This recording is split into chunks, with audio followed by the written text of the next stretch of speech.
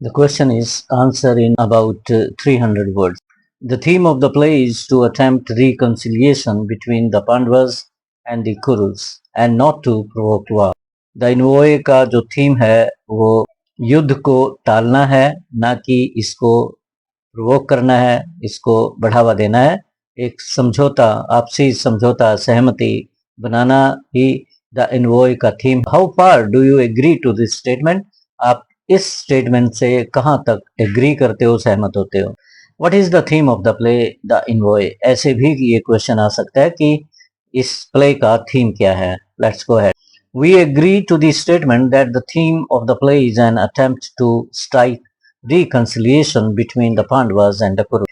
हम इस बात से सहमत होते हैं कि इस प्ले का जो थीम है वो रिकंसिलिएशन है, पांडव्स में और कुरुज में समझौता कराना है, ना कि युद्ध को बढ़ावा देना है।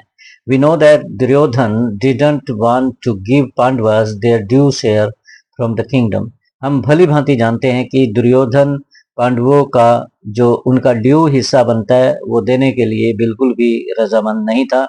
नॉट ओनली दिस, न केवल ये बात, the Pandavas had to suffer a lot due to Duryodhana, और दुर्योधन की वजह से पांडवों को बहुत दुख उठाने पड़े थे। Duryodhan defeated Pandavas by deceit in dice. सर्वप्रथम दुर्योधन ने पांडवों को डाइस में, जो शतरंज है, चौसर है, उसमें धोखे से, डिसीट से हराया। देन दे इंसल्टेड द्रौपदी, फिर उन्होंने द्रौपदी की बेइज्जती की थी। And try to disrobe her in his court, और भरे दरबार में उनका वस्त्रहनन करने की कोशिश की थी। The Pandavas had to go on exile for 13 years, और पांडवों को 13 वर्ष तक वनवास में जाना पड़ा था। When they return after exile they demanded their share from the king. जब वो अपना एग्जाइल पूरा करके लौटे तो उन्होंने अपने साम्राज्य के शेयर की बात की। But Duryodhana was still adamant not to give the Pandavas their due share, परंतु दुर्योधन अभी भी अपनी जिद पे अड़ा हुआ था कि वो उनको उनका शेयर बिल्कुल भी नहीं देगा। At this the Pandavas decided to take their share after defeating the Kauravas in fight. इस तरीके से पांडवों ने ये योजना बना ली, ये निष्कर्ष निकाल लिया, जो दुर्योधन है वो उनको उनका उचित हिस्सा अपने आप तो देने से रहा, तो आखिरकार उन्होंने तय कर लिया कि लड़ाई में उन्हें हरा के ही अपना हिस्सा वो जीतेंगे। But Yudhishthira and Krishna were not in favour of any fight, परंतु युधिष्ठिर और कृष्ण जी बिल्कुल भी लड़ाई के हक में नहीं थे। Lord Krishna knew that war would destroy the Kauravas completely. Lord Krishna को ये बात भली भांति पता थी कि इस युद्ध में कौरवों का सर्वनाश हो जाएगा। So Yudhishthir made Lord Krishna his envoy and sent him to meet Duryodhan to avoid war. इसलिए युधिष्ठिर ने लॉर्ड कृष्ण को अपना संदेशवाहक बनाया, इन्वॉय बनाया, और दुर्योधन के दरबार में भेज दिया ताकि युद्ध को अवॉइड किया जा सके। He made a plan not to stand up to welcome Krishna in his court.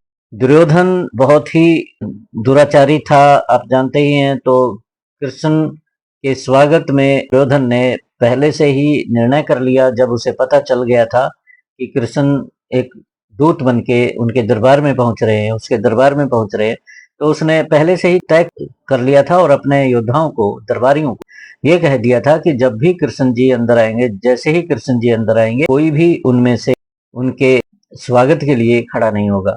He ordered all about this. ये हुक्म दुर्योधन ने सबको दे दिया था। When Krishna entered the court, जब कृष्ण कोर्ट में दाखिल हुए, he didn't stand up and remained busy looking at a painting in which Draupadi was being humiliated in the court.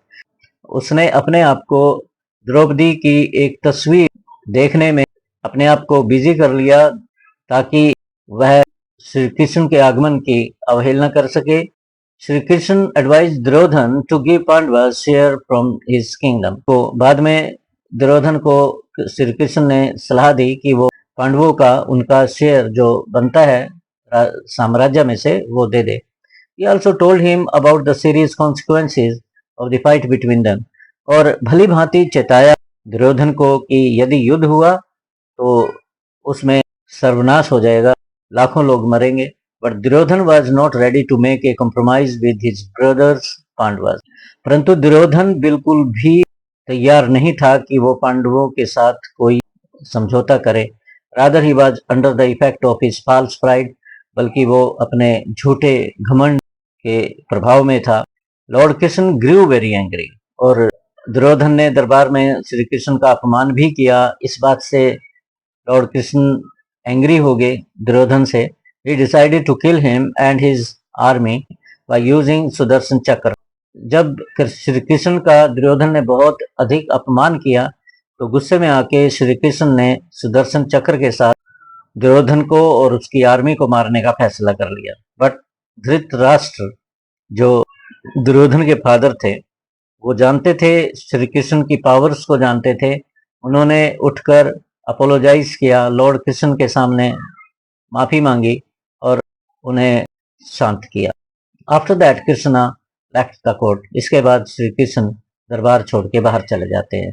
Thus we see that the theme of this play is to avert war, not to provoke war. इस तरीके से हमें पता चलता है कि इस play का थीम लड़ाई को रोकना है, टालना है, ना कि लड़ाई को प्रोवोक करना, उसको बढ़ावा देना.